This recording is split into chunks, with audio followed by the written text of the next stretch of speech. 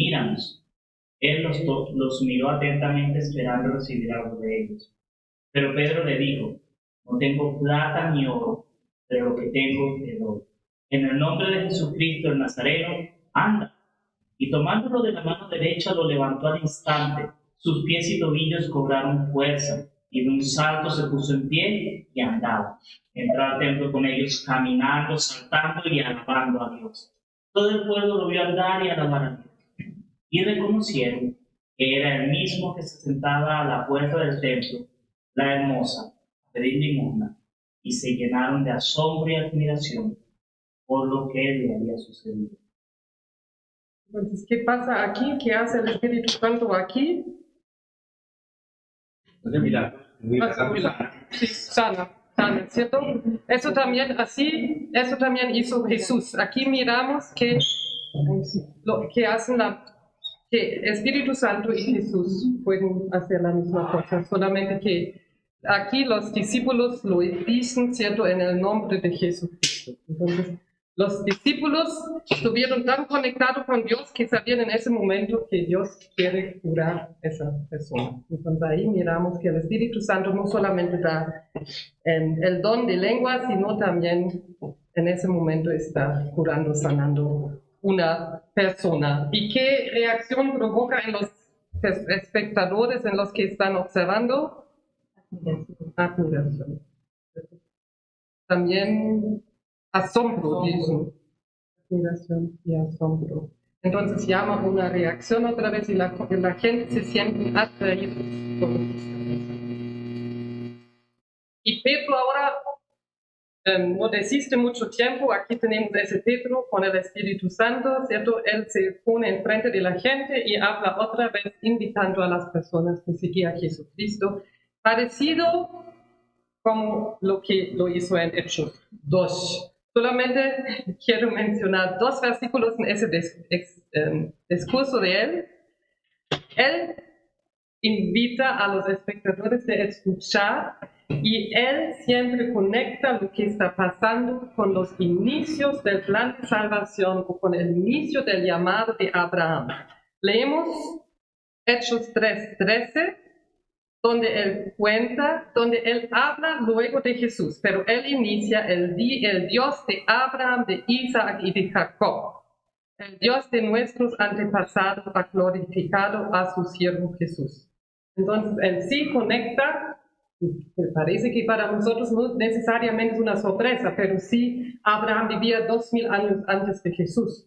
Y él siempre hace la conexión con el Antiguo Testamento. Eso siempre me llama ¿cierto? Él no dice solamente es Jesús que lo salva, sino él siempre hace la conexión con el Antiguo Testamento. Él siempre observa el Antiguo Testamento, como dijo Wilka la última vez, con los ojos de conocer a Jesucristo. Entonces nunca podemos decir que la historia antes no es importante. Y la última vez yo pregunté, si se recuerdan también, ¿cuál promesa que recibió Abraham se puso en vivo con los hechos? ¿Se recuerdan que yo hice la pregunta? Y ellos están de acuerdo conmigo aquí. Entonces, si leemos también 3, 24, 25,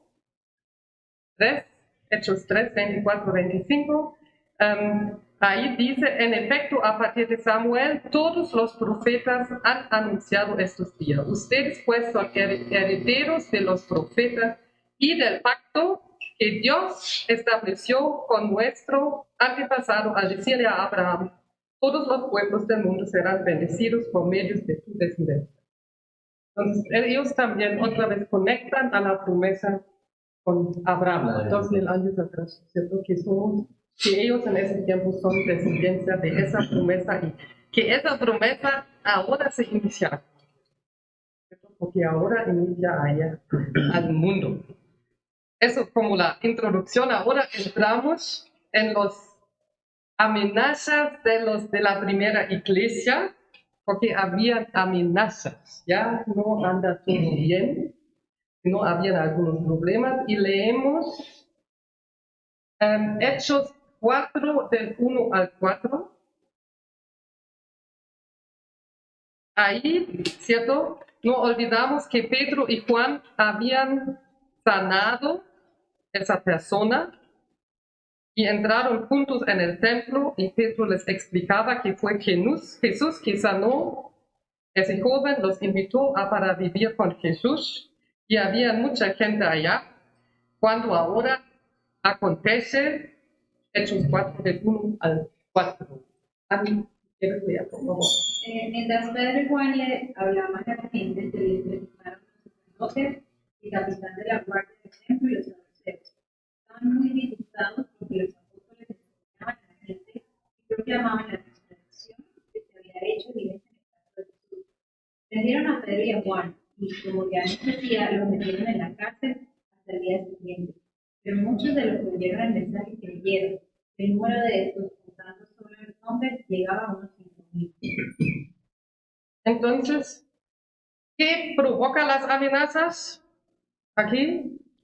¿Por qué amenazan a él?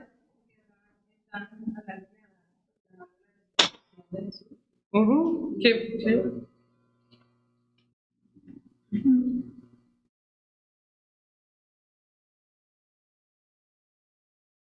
Provocó una reacción de los detractores, capturándolos y otros. Entonces, si lo capturaron, hablaron de Jesús, eso no les gustó. ¿Qué más no les gustó? ¿Qué piensan? Que habían creído mucho. Sí, que habían muchos atrás de ellos, ¿cierto? Porque ellos, ¿cierto? Que habían pensado, mataron a Jesús y pensaron ahora ese Jesús está muerto y se terminó ese problema. Pero ahora no solamente que caen lenguas del cielo, sino también están haciendo lo mismo como Jesús, están curando, sanando personas.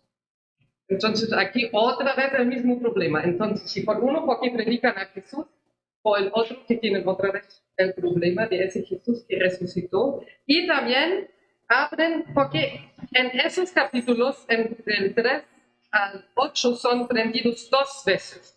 Eso fue la primera vez. Y la segunda vez es en capítulo 5. Entonces abren en Hechos 5, 17 y 18 para también saber qué provoca. Mira. Aquí son preguntas que seguimos. Solamente mira ese lado, ese formato que seguimos. Entonces, si alguien lee 5, 17, ¿qué dije yo? 5, 17 y 18.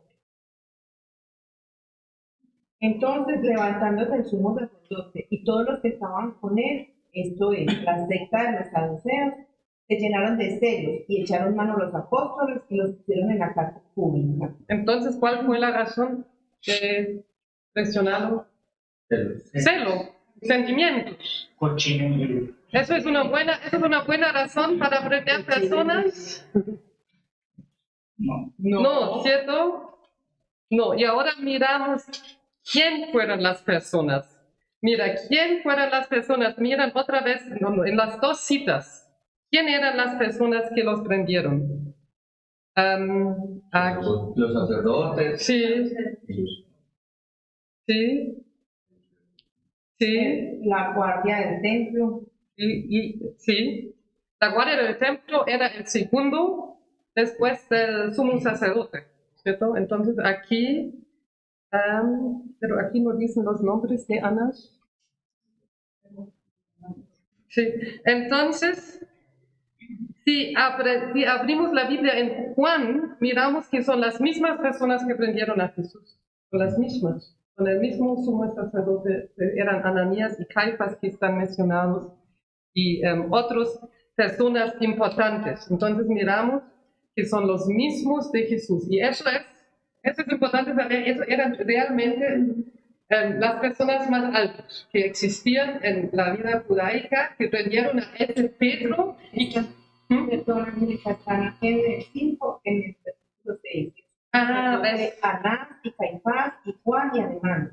Muy bien. Y todos los que eran de la familia los sumos sacerdotes. Gracias por mencionarlo. Entonces yo puse mal las citas. 6. ¿Cierto? Al día siguiente se reunieron en Jerusalén los gobernantes, los ancianos y los maestros de la ley. Ahí estaban el sumo sacerdote Anás, Caifás, Juan, Alejandro y los otros miembros. Juan y Alejandro no se sabe quién es, pero seguramente personas importantes conocidos en aquel tiempo.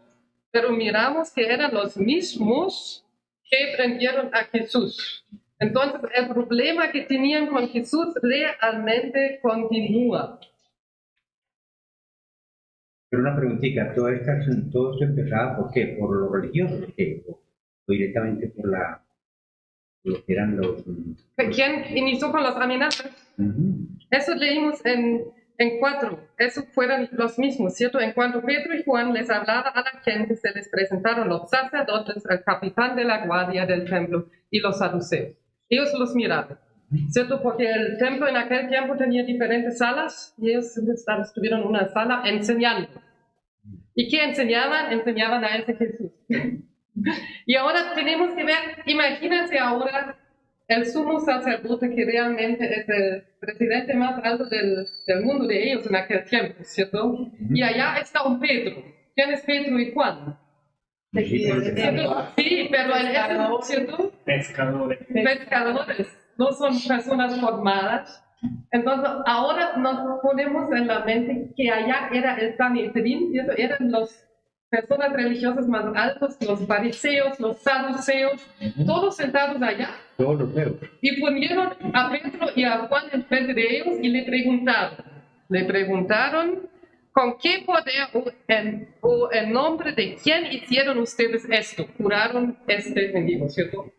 Y ahora yo me imagino, yo estando allá, yo lo sé, con la cabeza roja, ¿cierto? Con la boca cerrada, pero aquí miramos y leemos ahora 4 del 8 al 12. ¿Cómo reaccionan Pedro y Juan? Entonces Pedro, lleno del Espíritu Santo, les dijo: gobernantes del pueblo y ancianos de Israel, puesto que se nos interroga acerca del beneficio hecho a un hombre enfermo, de qué manera éste haya sido sanado, sea notorio a todos vosotros y a todo el pueblo de Israel que en el nombre de Jesucristo de Nazaret, a quien vosotros crucificaste y a quien Dios resucitó de los muertos, por él, este hombre está en vuestra presencia sano. Hasta el 12. Este Jesús es la piedra reprobada por vosotros los edificadores, la cual ha venido a ser la cabeza del ángulo, y en ningún otro hay salvación, porque no hay otro nombre bajo el cielo dado a los hombres en que podamos ser salvos. Entonces, ¿cómo se presenta Pedro aquí? Con esas autoridades. ¿Cómo es Pedro aquí? ¿Cómo lo miramos? Lleno del Espíritu Santo. Con toda la seguridad y toda la confianza en lo que estaba diciendo. ¿Cierto? Con toda confianza. Y si lo leíamos también en Hechos 5, sería lo mismo. Allá está otra vez preso, ¿cierto? Con otros apóstoles. Allá está preso otra vez y pasa igual. Ellos están seguros.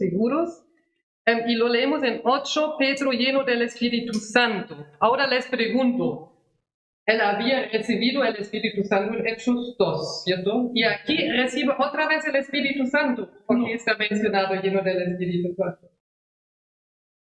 ¿No? Porque ya lo tenía. Sí. ¿Y por qué lo menciona aquí Lucas? Porque los problemas fueron el Espíritu Santo, que intermedia de ella.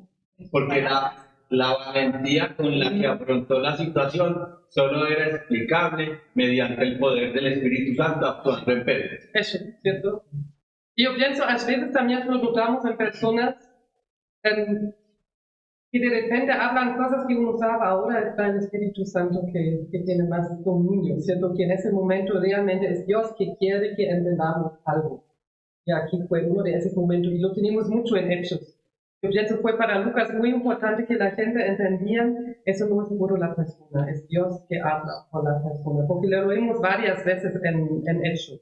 Pero esa persona llena del Espíritu Santo, lleno del Espíritu Santo. Eso no significa que el Espíritu sale y entra y sale que entra, sino cuando una vez entra el Espíritu Santo está dentro. Y tampoco significa que un momento estamos a 100% lleno del Espíritu Santo y a otro momento a 20% lleno del Espíritu Santo. El Espíritu Santo está dentro de nosotros, está, siempre está. Claro, a veces nosotros lo tapamos, con nuestros pensamientos, pero si el Espíritu Santo quiere, Él habla con nosotros. Y tiene el poder con nosotros. Así. No, que yo creo que también Lucas quiere resaltar eso, que el Espíritu Santo está con su iglesia, porque hasta ese momento la idea era que el Espíritu Santo venía, hablaba al profeta, se iba, Sí. venía, tomó a Saúl, Saúl profetizó, lo dejó, o sea, era algo era como más nómada, el Espíritu Santo. Sí, Y aquí quiere recordar, ya está, o sea, el cumplimiento de la promesa en Juan de enviar el Consolador. entonces aquí tenemos un consejo grande de autoridades, tenemos un Pedro y un Juan enfrente de ellos explicándoles. ¿Y qué pasa en esas autoridades que saben todo, que reinan acá en ese lugar? Leemos Hechos 4 del 13 al 18. Dairo. 13 al 18. Sí. Aquí leemos un poco más intensivo en el 4, después casi se repite en el 5. Allá no vamos a entrar tan profundo. Sí. Los gobernantes, al ver la osadía con que hablaban Pedro y Juan y al darse cuenta de que eran gente sin estudio ni preparación, quedaron asombrados y reconocieron que habían estado con Jesús. Además, como vieron que los acompañaba el hombre que había sido sanado, no tenían nada que alegar. Así que les mandaron que se retiraran del consejo y se pusieron a deliberar entre sí. ¿Qué vamos a hacer con estos sujetos? Es un hecho que por medio de ellos ha ocurrido un milagro evidente. Todos los que viven en Jerusalén lo saben y no podemos negarlo. Pero para evitar que este asunto siga divulgándose entre la gente, vamos a amenazarlos para que no vuelvan a hablar de ese nombre a nadie. Los llamaron y les ordenaron terminantemente que dejaran de hablar y enseñar acerca del nombre de Jesús. Pero Hasta allá. Está bien. Muchas gracias. Entonces, ¿cómo reaccionan las autoridades? ellos saben que, de hecho adelante se dice que es por envidia, pero saben que tienen razón, que Juan tienen razón. Ok, ¿o qué más? Con oposición. La reacción es oposición. Pero igual no pueden hacer nada, ¿cierto? Están como, ¿qué podemos hacer aquí? Muy indecisos. Que, Porque un milagro que Sí. se enteraron. sí, no podían hacer nada. Se enteraron, no podían. Y lo que hicieron, querían que callados, ¿cierto? Que decían, ya no pueden hablar, pero ahora vamos a leer esos versículos tan famosos, cómo reaccionan Pedro y Juan. Leemos el 19, versículos 19 y 20. A Paula, yo quería pedir a Paula, si los lees, por favor, Juan 4, 19 y 20. Y otra persona ya puede abrir 5, 29 al 30. Juan 4, 19 y 20. Sí, Dice, le dijo la mujer, Señor. no, aquí está cerrado. No, Juan, Hechos. Lo dice Juan, Hechos. Hechos 4, 19 y 20. Ok. Dice, mas Pedro y Juan respondieron diciendo, juzgad si es justo delante de Dios obedecer a vosotros antes que a Dios, porque no podemos dejar de decir lo que hemos visto y oído. Y ahora otra persona que lee en 5, 29 a 30. 5, 29 al 30. Dice, respondiendo Pedro y los apóstoles dijeron, es necesario obedecer a Dios antes que a los hombres. El Dios de nuestros padres levantó a Jesús, a quien vosotros matasteis colgándole en un madero. Y otra persona ahora 5:42.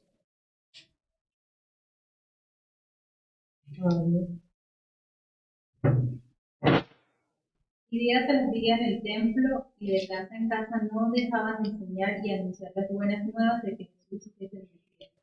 ¿Cómo ven el resultado? Muy bien, ¿de qué parte? Parece. ¿Quién tenía autoridad aquí en la vida de Pedro y Pablo y de Pedro y de los... Jesús. ¿Cierto? Solamente Jesús. Pero qué impresionante, ¿no? ¿Quién de nosotros tendría el valor de hablar así? La valentía. La valentía. De no saber. A mí todo siempre me asombra imaginarme a ese Pedro sacándole en cara la crucifixión. Venga, aquí hay un lugar. Después de que él salió corriendo, cuando una persona sin autoridad le dijo, tú lo conoces, tú eres de ella, y él salió corriendo, negando, y aquí se para frente a los autores y le dice, usted no me conoce. Es impresionante el cambio de 180 grados Sí. en el carácter. Sí. Así, entonces aquí, Buenas noches. aquí realmente miramos cómo están convencidos o qué hace el Espíritu Santo. Y claro, la pregunta a nosotros hoy es, ¿cómo somos nosotros? ¿Quién es la autoridad en nuestras vidas? Porque aquí es tan visible, ellos no tenían miedo más del consejo, ¿cierto? Y no olvidamos que ese consejo había matado a Jesús, ¿cierto? La misma gente que mató a Jesús ahora les interroga y dice, ¿y de qué están hablando? Y Jesús, y ellos mencionan a Jesús, hablan de Jesús, frente de ellos sin miedo. Aquí se cumple la palabra donde dice que el Espíritu Santo nos quita todo temor. Sí. Ellos no sintieron ningún temor, y fuera de eso, afirmaron la fe en ese Jesús que están predicando. Entonces es algo extraordinario. ¿Y cómo es que nosotros podemos crecer para tener una fe parecida? Comunión íntima con el Señor. Crecer cada día.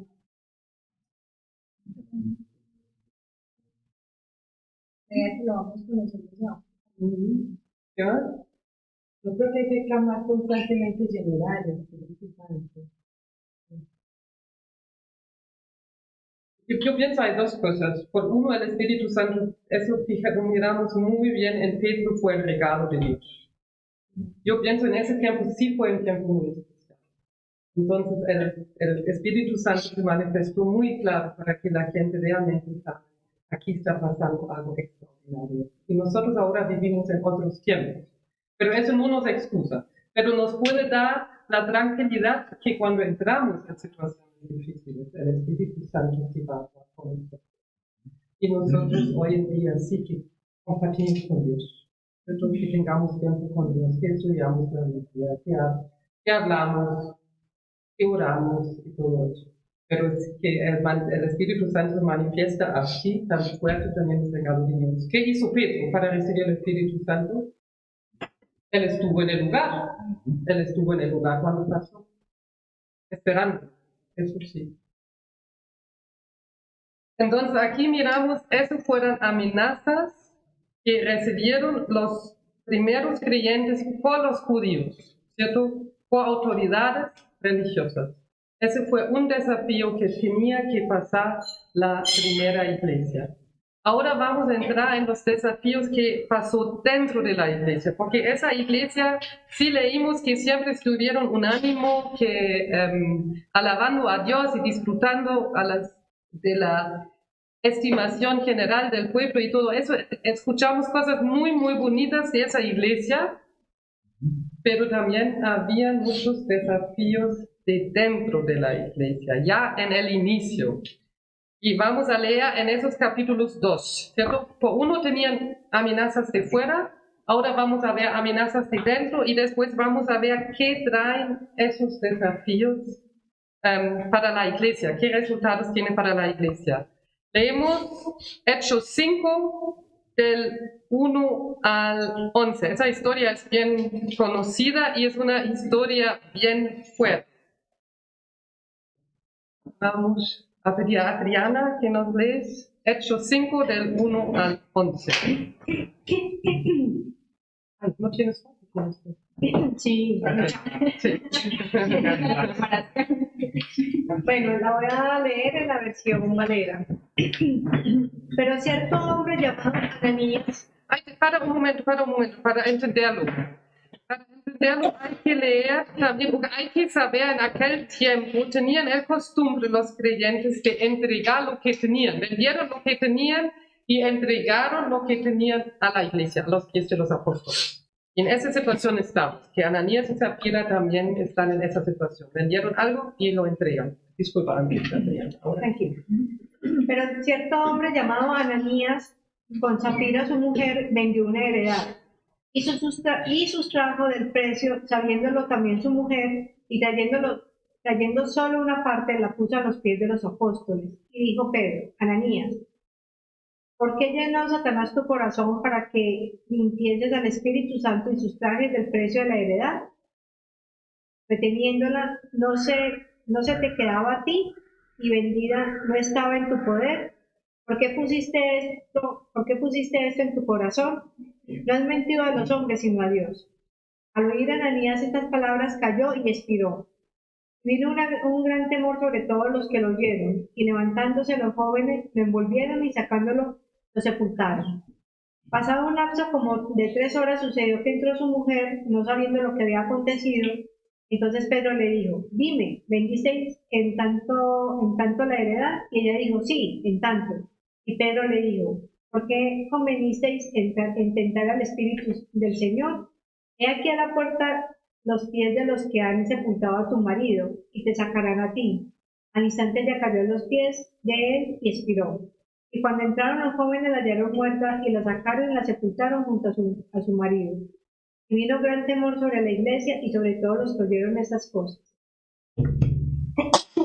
Entonces, ¿cuál fue el problema de Ananías?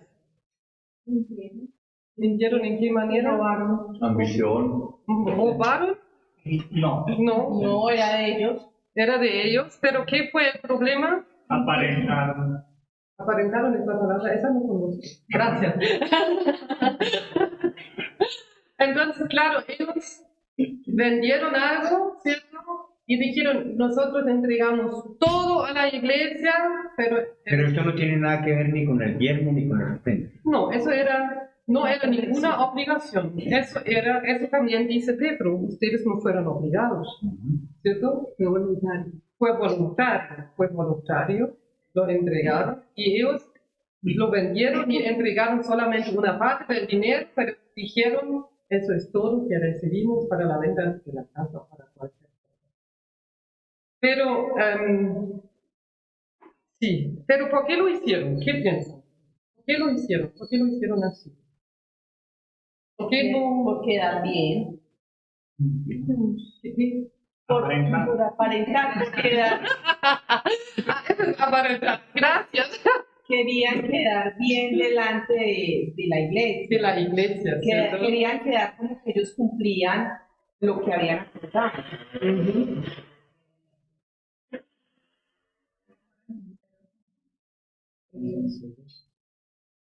No fueran sinceros, ¿cierto? Con la iglesia. Claro, yo pienso, podría ser que hasta sintieron una presión social. Y hasta sintieron que teníamos que vender y teníamos que entregar. Aunque no era obligación, no era. Pero como todos lo hicieron, podría ser que sintieron lo tenemos que hacer, pero sintieron como que puede hacerlo, no querían. Por de pronto sintieron avaricia en su corazón. No quisieron entregarlo una parte. Que querían ser bien vistos por la gente, ¿cierto? El motivo no era gratitud a Dios, o podría ser que parte también era gratitud a Dios, eso no sabemos. Pero el motivo era el egoísmo de ellos al final, que ellos querían ser vistos. Ellos querían ser vistos como que lo entregaron todo, pero querían retener parte. Sí. Sí, ellos querían que la gente piensa, Dios también lo hizo. Eso podría llamarse de doble moral. Acá también veo como modelo unos versículos antes del capítulo 5, donde habla acerca de Bernabé.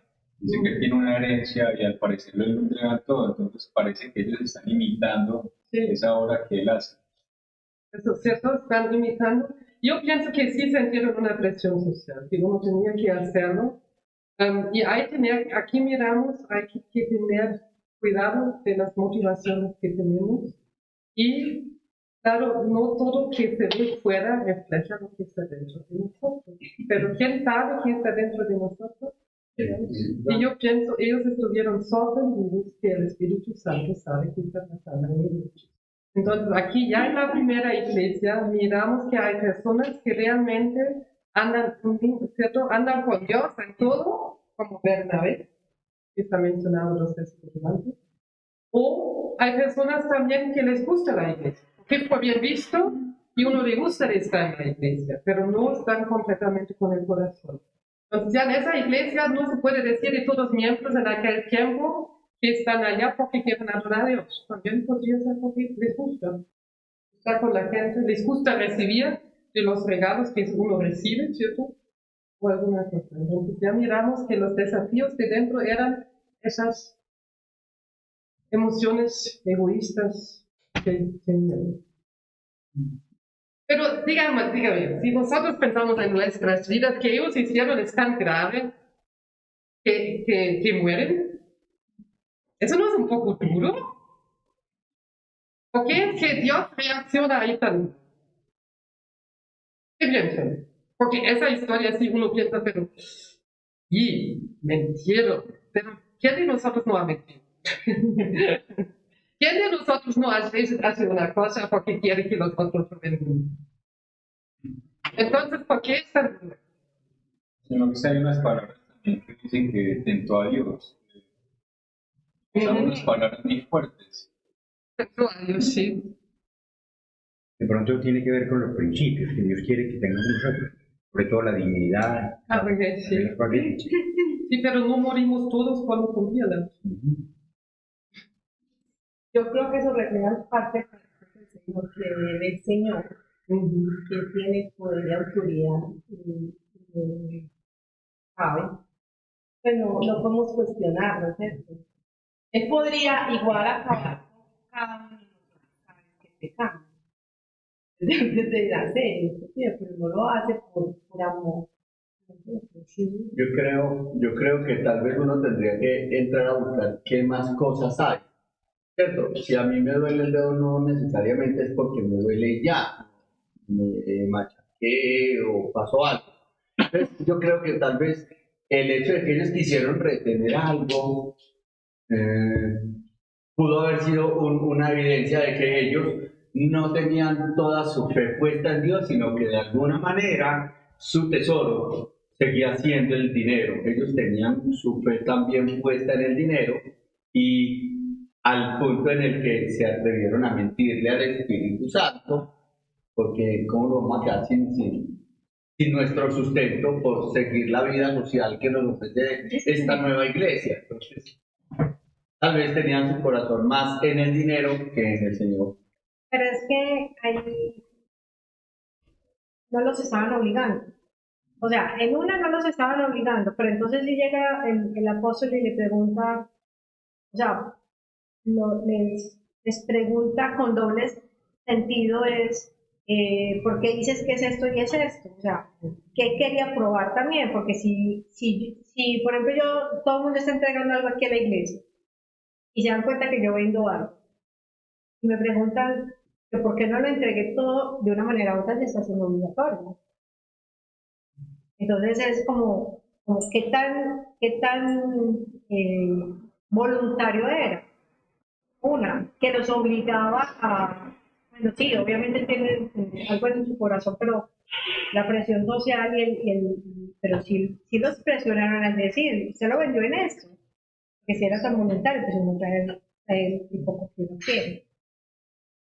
Bueno, yo dije, ¿cierto? Yo pregunté en el inicio por qué es que Pedro era tan lleno del Espíritu Santo, porque era en el tiempo del inicio de la iglesia. Y aquí estamos también en el inicio de la iglesia y Dios está enseñando. A veces pasan cosas en la iglesia, no solamente por estas personas que mueren, sino muchas veces por enseñar. Y Dios nos usa como testimonios, y en ese caso testimonios negativos. Y yo pienso eso sí asustó a la gente, de saber, el Espíritu Santo por mí puede hacer milagros, pero el Espíritu Santo también conoce mi corazón. Lucas, cuando escribe este pasaje, de hecho la manera en la que plantea primero en el capítulo 4 habla de la amenaza externa. O sea, ¿qué hubiese pasado si Pedro y Juan obedecen a los sacerdotes? Se acaba la iglesia. Y aquí está diciendo que habían amenazas internas que podían acabar la iglesia. La iglesia está empezando, podría haber torcerse y volverse una comunidad hipócrita. Dios toma medidas extremas, o sea, Gracias a Dios que Él no decidió que todas las disciplinas van a ser la muerte ipso facto, porque si no, yo te estaría haciendo 5, 6 o más funerales todas las semanas. Hoy ya Pues sí, eso quería. todos estuviésemos muertos. Creo que es porque es lo que dice Angélica, es el momento fundacional de la iglesia y Dios quiere dejar unos límites muy claros de, o sea, la iglesia es frágil. Imaginen que Ananías y Zafira crearon una cultura de hipócritas. Una iglesia tan pequeña, frágil, destruye la fe. Y Lucas por eso pone las dos amenazas juntas, la de afuera y la de adentro. Yo quisiera hacer una pregunta acerca de ese texto y es, ¿cuál es el nivel de importancia que podría tener precisamente en que esa es una historia en la que dos personas se pusieron de acuerdo para decir esa mentira? No fue que a Ananías se le ocurrió y dijo yo me voy a sacar una plática y ya. O que a la señora Zafira se le ocurrió y se quedó con una plática y ya. Sino que los dos tuvieron la oportunidad de ponerse de acuerdo, de planearlo, de cómo lo vamos a hacer y no sé qué, si eso es importante, no es importante, le da más gravedad a la falta. Premeditación y alevosía. Concierto para delinquir. Homicidio de segundo grado. Tal cual, o sea, de hecho, creo que por eso es que el relato lo incluye, el espacio de tiempo, o sea, es claro que eso no fue algo casual, no fue, o sea, no se puede alegar, es que fue el sustico del momento, es que después de que vendí y me dieron el cheque me acordé que tenía una deuda, no, era algo ya muy bien planeado. Sí, era planeado. Sí, no, yo acá tengo una, es que a mí se me hace, relaciono mucho esto que no lo había escuchado, no había escuchado esta historia, pero no sería que efectivamente fue un mensaje, porque yo sí creo que la falta fue muy grave, eso yo lo noto como tratar de engañar a Dios, alguien que no puedes engañar, a alguien que te está viendo en todo momento, y de cierta manera esto es una advertencia, y aún con las advertencias, recuerdo yo que, por ejemplo, 16 siglos después esto volvió a pasar, y mucho más grave, el tráfico de indulgencias, en el que la gente pagaba por comprar 1 millón de días de salvación. ¿Vos cómo vas a pagar dinero por salvación? Y hubo muchos más muertos, una guerra de 30 años por eso. Entonces, bueno, 100 fue, creo yo, una falta muy grave también. Sí, es una grave, sí, pero yo pienso en nosotros también vamos a sentir muchas veces faltas parecidas que estamos haciendo, ¿cierto? Entonces, para mí sí es, Dios necesitaba hacer un señal aquí para que, como dijo Vilca, para que la iglesia pueda crecer, para que la gente entienda. El Espíritu Santo no solamente es aquí para sanar, para hablar en idiomas, sino también para mostrar dónde estamos equivocados, ¿cierto? Y para que esa historia también hable con nosotros. Bueno, era que yo, viendo esta historia, me recuerda también a Adán y Eva. Sí. Fue similitudes Muy bien. porque ellos también se escondieron de Dios, o quisieron ocultar de Dios cosas Y fueron muertos. Salieron del paraíso. Estamos muertos ahí. Muy buena comparación. Ok, pero avanzamos. Esa historia sí es llamativa para hablar más, pero ahora tenemos otro problema en la iglesia que resuelven con mucho mejor. Leemos en Hechos 6, del 1 al 7. Ese es uno de los párrafos que me encantan en la Biblia también. Sí, por favor. Elección de los 7. En aquellos días, al aumentar el número de los discípulos, se quejaron los judíos de habla griega contra los de habla aramea, de que sus vidas eran desatendidas en la distribución diaria de los alimentos. Así que los 12 reunieron a toda la comunidad de discípulos y les dijeron: no está bien que nosotros los apóstoles descuidemos el ministerio de la palabra de Dios para servir las mesas. Hermanos, escojan entre ustedes a 7 hombres de buena reputación, llenos del espíritu y de sabiduría, para encargarles esta responsabilidad. Así nosotros nos dedicaremos de lleno a la oración y al ministerio de la palabra.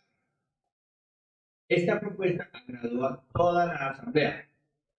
Escogieron a Esteban, hombre lleno de fe y del Espíritu Santo, y a Felipe, a Prócoro, a Nicanor, a Timón, a Pármenas y a Nicolás, un prosélito de Antioquía. Los presentaron a los apóstoles, quienes oraron y les impusieron la mano. Y la palabra de Dios se difundía. El número de los discípulos aumentaba considerablemente en Jerusalén, e incluso muchos de los sacerdotes obedecían a la fe. Muy bien. Entonces aquí tenemos también un problema dentro de la iglesia. ¿Alguien puede leer de la Reina Valera el primer versículo? ¿Sí? En aquellos días, como creciera el número de los discípulos, hubo murmuración de los griegos contra los Hasta hebreos. allá. Hubo murmuración. ¿Por qué lo digo aquí? ¿Por qué me gusta la palabra murmuración aquí? ¿De qué nos recuerda? De Éxodo, cuando el pueblo estaba con Moisés en el desierto y siempre murmuraba. Y aquí también están murmurando. Pero aquí el comportamiento después es diferente, ¿cierto? Había un problema, habían dos tipos de viudas. Habían como aquí se hubieran viudas colombianas y viudas de Venezuela, ¿cierto? Que hablaban un poco diferente, algunos hablaban en griego. Eso quiere decir que ya los judíos ya no solamente vivían en Israel, sino muchos vivían en otros países, fuera de, ¿cierto? En la diáspora. Y regresaron y ya nacieron con el idioma de griego, entonces su idioma ya era el griego, y habían las viudas que siempre habían vivido en Jerusalén. Y seguramente esos que siempre vivían en Jerusalén eran más visibles, ¿cierto? Ellos tenían la fe pura, los otros no tenían, podría ser un poco mezclados, entonces uno podría imaginar que eran como dos grupos que no andaban tan bien, y que uno fácilmente entregaba a las viudas que hablaban hebraico, el arameo en aquel tiempo, fácilmente de su parte, pero los otros no se les olvidaba. La cosa buena es que ellos sí hablaron de esto, ¿cierto? Dijeron, nosotros tenemos este problema. ¿Y cómo lo resuelven? ¿Qué hacen? ¿Ponen a las viudas griegas a dieta o qué hacen?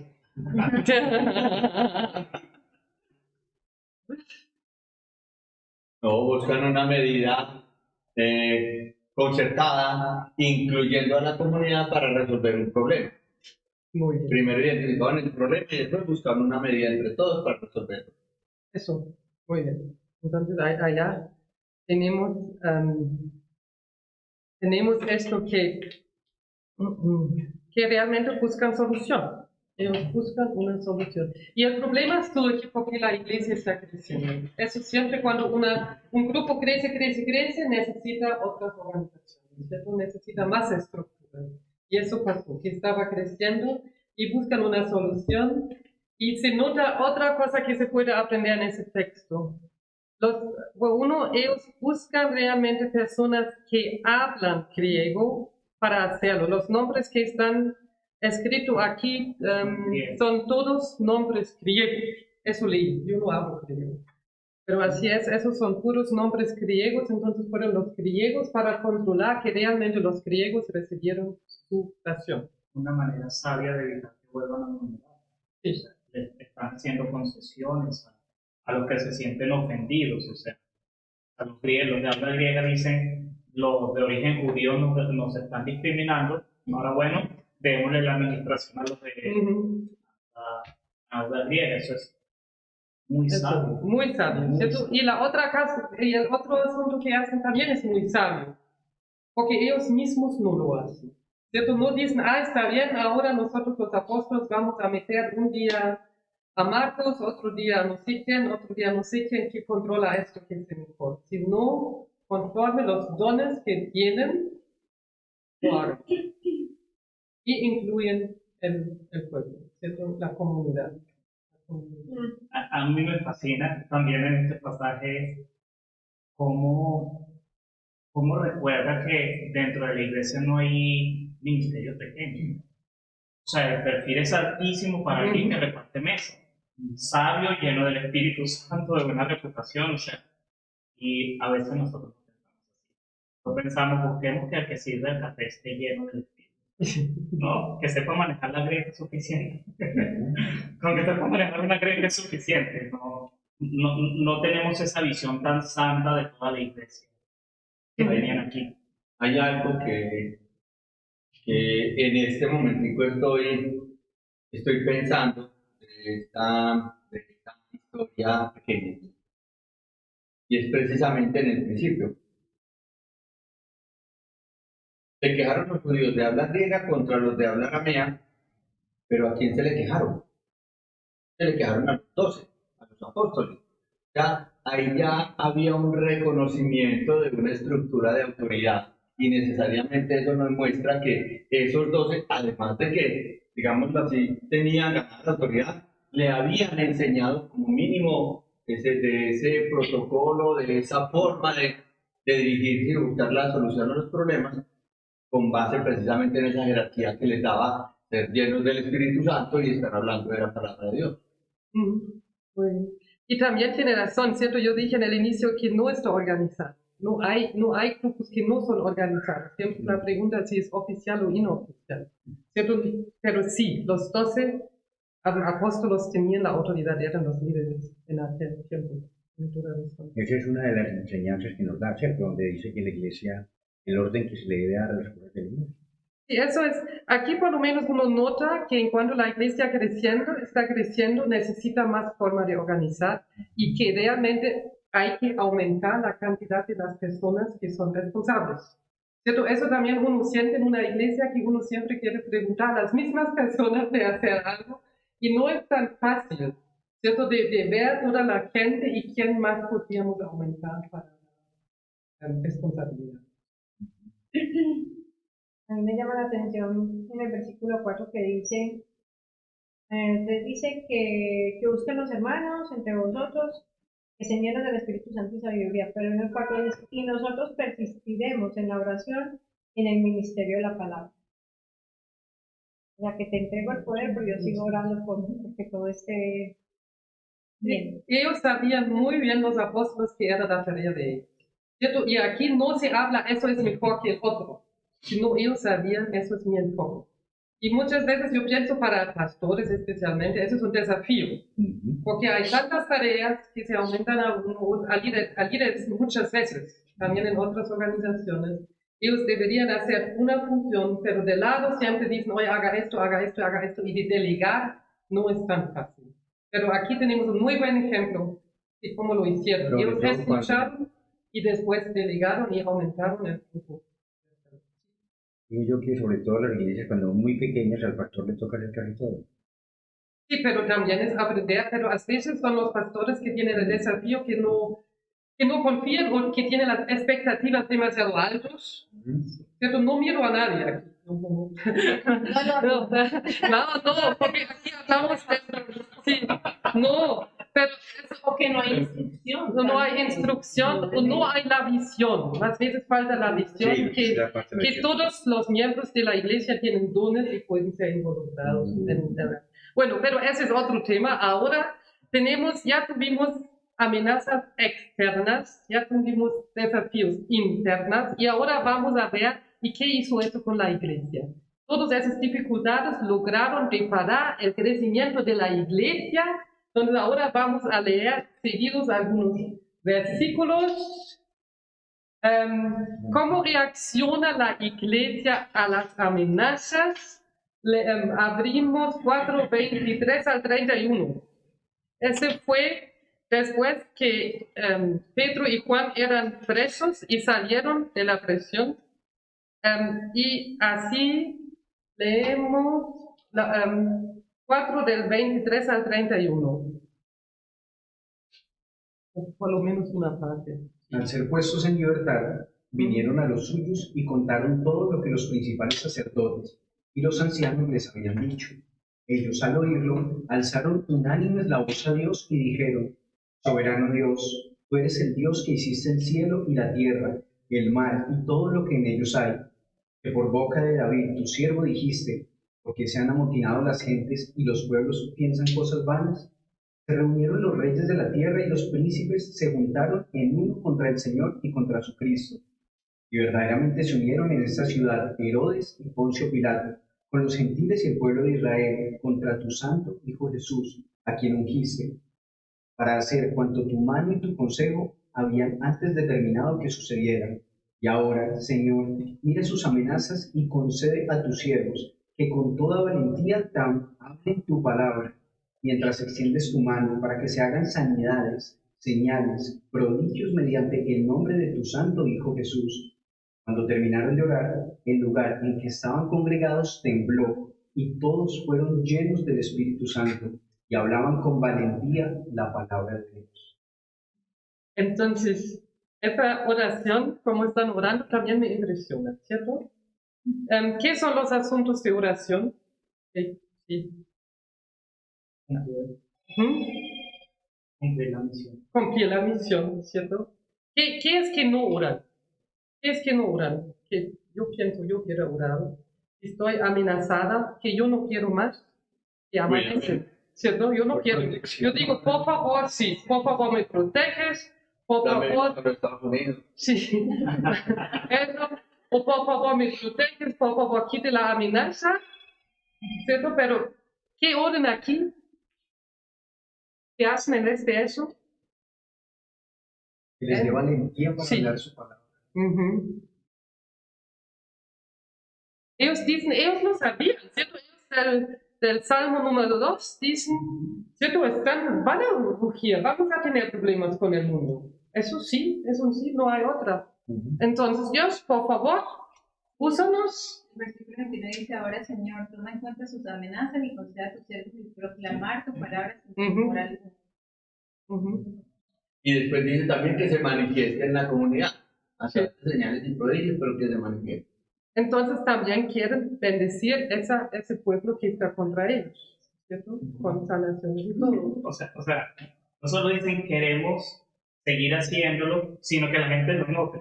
Sí, Entonces podría pedir, Señor, déjame seguir haciendo, pero que nadie lo note. Pero ellos insisten que lo vean otros. Entonces aquí tenemos que él sí llama, ellos oran para valentía de proclamar el Evangelio, ¿cierto? Yo pienso así igual oran las personas donde la iglesia es más perseguida.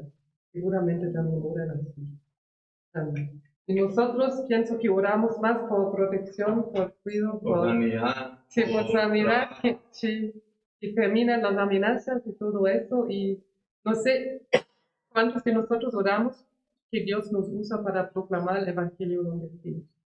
Y que miramos el lugar donde estamos como lugar para proclamar el Evangelio. Me impresiona esa oración. Pero continuamos.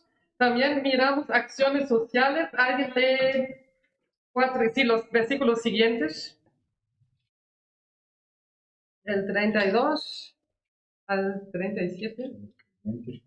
Pero eso ya leímos, ¿cierto? Que compartieron los bienes. Eso también miramos. Como acciones sociales. Entonces ya no lo debemos leer. Y en 5:12, a ver, déjame ver rápidamente si es lo mismo. Sí, eso también. Vamos a leer del 12 al 17, al 16, por lo menos los primeros. Por medio de los apóstoles ocurrían muchos señales y prodigios entre el pueblo, y todos los creyentes se reunían de común acuerdo en eso 5, ¿cierto? Capítulo 5 del versículo 12. Del 12 al 16. Sí.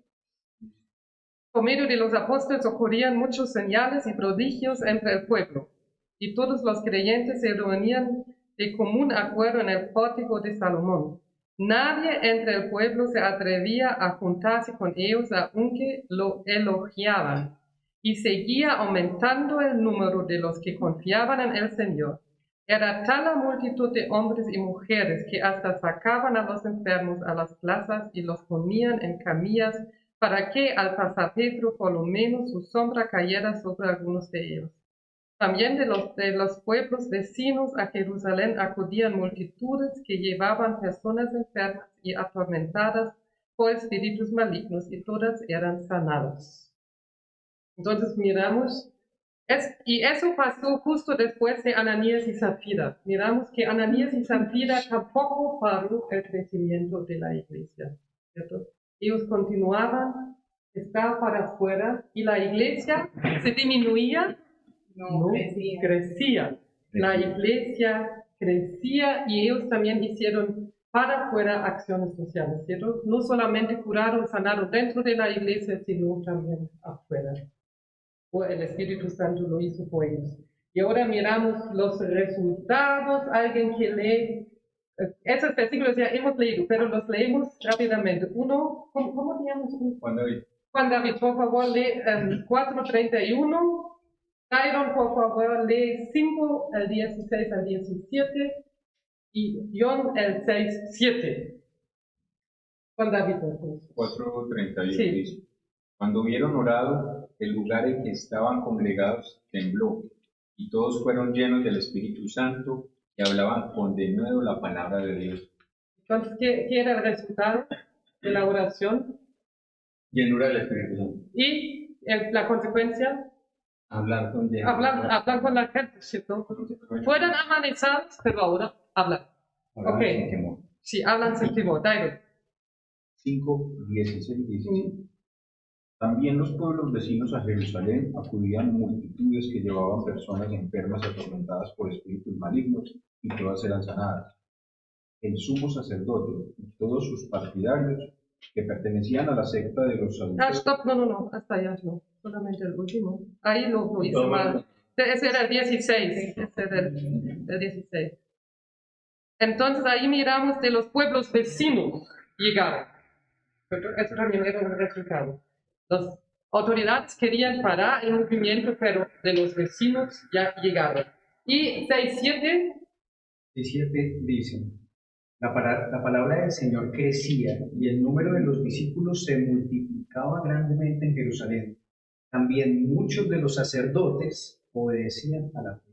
Eso quería escuchar, ¿cierto? Muchos de los Sacerdotes. sacerdotes, también autoridades religiosas iniciaron a esta parte de esa iglesia. Entonces, pero todavía estamos solamente en Jerusalén, ¿cierto? Todavía hasta ahora no tienen necesidad de salir de Jerusalén, pero en ese entramos pronto, por eso tenemos que ver lo que pasa ahora con Esteban. ¿Se recuerdan? Esteban era uno de los 7, allá entramos ahora, y Esteban era en una... ¿Cómo? Bueno, leemos también, hoy leemos mucho, está bien. La persecución inicia con Esteban, ¿cierto? Pero leemos el arresto de Esteban 6 del 8 al 15, eso sí. ¿Quién lee el del 8 al 15? Capítulo 6 del 8 al 15. Esteban, lleno de gracia y de poder, hacía grandes prodigios y señales entre el pueblo.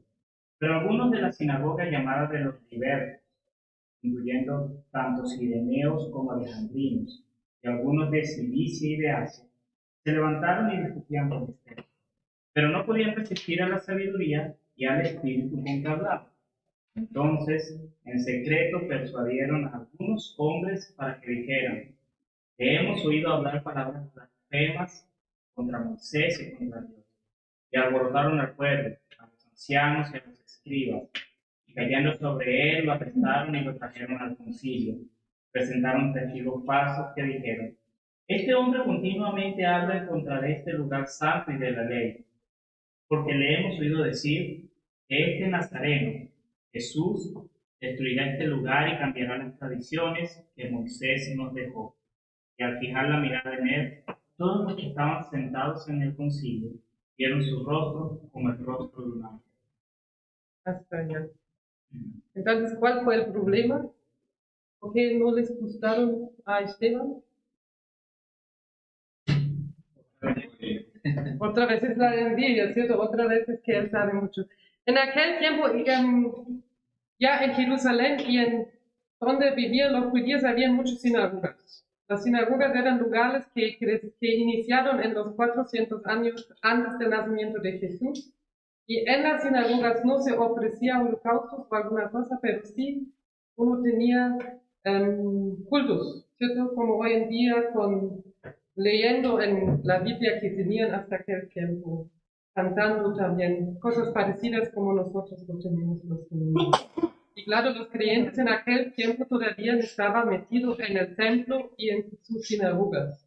Y parece que en Jerusalén había varias sinagogas. Y esta sinagoga era de los libertados. Esa sinagoga era de judíos que no eran tampoco de Jerusalén, de origen. Podría ser que era una congregación, una sinagoga de personas que antes eran esclavos. Fueron esclavos libertados, por eso se llama la sinagoga de los libertados. Solamente para esta información. Entonces, ahora, antes teníamos el problema en el templo, pero ahora ya miramos que el problema con esos cristianos que ya entran en las sinagogas, ya afuera, ¿cierto? Que ya están las sinagogas molestas con esos creyentes que están allá. Y ahora también esa historia es muy parecida a los últimos días de Jesús, ¿cierto? Cuando Jesús entró, todos admiraron a Jesús. Eso son como las primeras reacciones del pueblo cuando los discípulos hablan, cuando los apóstoles hablan, todos los admiraron. Pero aquí ya miramos que allá había una influencia que dijo ya no más, ya estamos cansados de ellos. Entonces ahora ya se cambia un poco la situación. Antes ellos todos lo admiraron y ahora miramos que el pueblo ya está gritando crucifícalo, como a Jesús. Mátalo, ya no los queremos resolver ese problema. Y allá Esteban inicia un discurso muy largo. Es el discurso más largo de la Biblia de que yo sé. ¿Tú también lo sabes? Eso es el más largo. La predicación registrada más larga que ni siquiera termina. Sí, ni termina. Y claro, tenemos que saber, claro, que todos los discursos que están en la Biblia no es el discurso completo, ¿cierto? Siempre es un discurso, una parte o es cortado, si no la Biblia no sería tan pequeña, sería un libro mucho más grande. Entonces, aquí tenemos el discurso más largo en cual Esteban muestra que Dios no necesita el templo, porque para ellos el lugar más santo era el templo y Dios no vive en el templo, sino Él construye su reino a través de personas. Él también aquí menciona otra vez Abraham, Isaac, Jacob, menciona Moisés, menciona Josué. Entonces Él muestra son las personas y Él termina, y nosotros ya también estamos terminando, que Él realmente va contra las personas que están escuchando, ¿cierto? Él dice en el capítulo 7, el versículo 51, hablando con los que están escuchando. ¿Cierto? Vamos a Hechos 7, versículo 51, ahí habla Esteban con todas las personas que están escuchándolo. Tercos, duros de corazón y torpes de oídos. Eso ni es una invitación muy amable de dejarlo vivir, ¿cierto? Ustedes son iguales que sus antepasados, siempre resisten al Espíritu Santo. ¿A cuál de los profetas no persiguieron sus antepasados? Ellos mataron a los que de antemano anunciaron la venida de Cristo y ahora a este lo han traicionado y asesinado. Ustedes que recibieron la ley promulgada por medio de ángeles y no la han obedecido. Entonces ahí realmente el alemán se dice, él echa aceite al fuego. También se dice aquí, para que el fuego, ¿cierto? Él echa realmente aceite al fuego. Las personas ya están furiosas contra él, porque él habla contra su templo, que es el lugar donde piensan que vive Dios, diciendo de allá no vive Dios. Y ahora él los insulta. Entonces se entiende la reacción al oír esto, rechinando los dientes montaron en cólera contra él. Pero Esteban, lleno del Espíritu Santo, fijó la mirada en el cielo y vio la gloria de Dios y a Jesús de pie a la derecha de Dios. Veo el cielo abierto, exclamó, y al Hijo del Hombre de pie a la derecha de Dios. Entonces ellos, gritando a voz en cuello, se taparon los oídos y todos a una se abalanzaron sobre él. Lo sacaron a empellones fuera de la ciudad y comenzaron a apedrearlo. Los acusadores le encargaron sus mantos a un joven llamado Saulo. Mientras lo apedreaban, Esteban oraba, Señor Jesús, decía, recibe mi espíritu. Luego cayó de rodillas y gritó, Señor, no le tomas en cuenta este pecado. Cuando hubo dicho esto, murió, y Saulo estaba ahí aprobando la muerte de Esteban. Aquel día se desató una gran persecución contra la iglesia en Jerusalén, y todos, excepto los apóstolos, se dispersaron por las regiones de Judea y Samaria. Hasta allá. Entonces, aquí tenemos el primer muerto que tiene mucho parecido con Jesús. Si leemos la historia con Esteban, desde el inicio hasta su muerte, es muy parecido con la historia de Jesús. Pero él muere y no resucita 3 días después. Él queda muerto. Entonces, con Esteban tenemos el primero mártir que está mencionado en la Biblia. No sabemos de otro antes. Y ahora inicia una persecución de él. Entonces, hoy aprendimos que la primera iglesia inició muy bonito, pero tenía amenazas de fuera, externas, tenía problemas de dentro, pero crecía. Pero ahora inició la persecución grande y vamos a ver qué pasa. Si ahora termina o continúa. ¿Hay algunas preguntas o algo que quieren decir para terminar?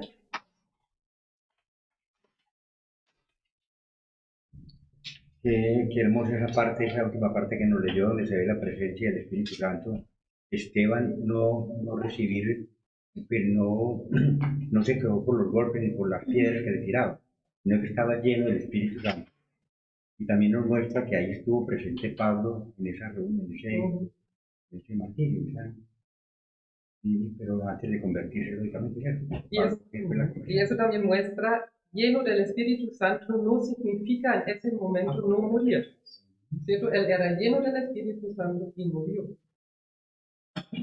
Y era lleno del Espíritu Santo y juzgó, ¿cierto? Y dijo, ustedes torpes. Así, hablando normal, pero lleno del Espíritu Santo. Y también tuvo misericordia de los que estaban apedreando, que no tomar en cuenta. Eso también es figura del Espíritu Santo. Yo pienso, un hombre sin Espíritu Santo no lo podría decir. Sí, porque dice cierto que le estén aporreando a uno y uno de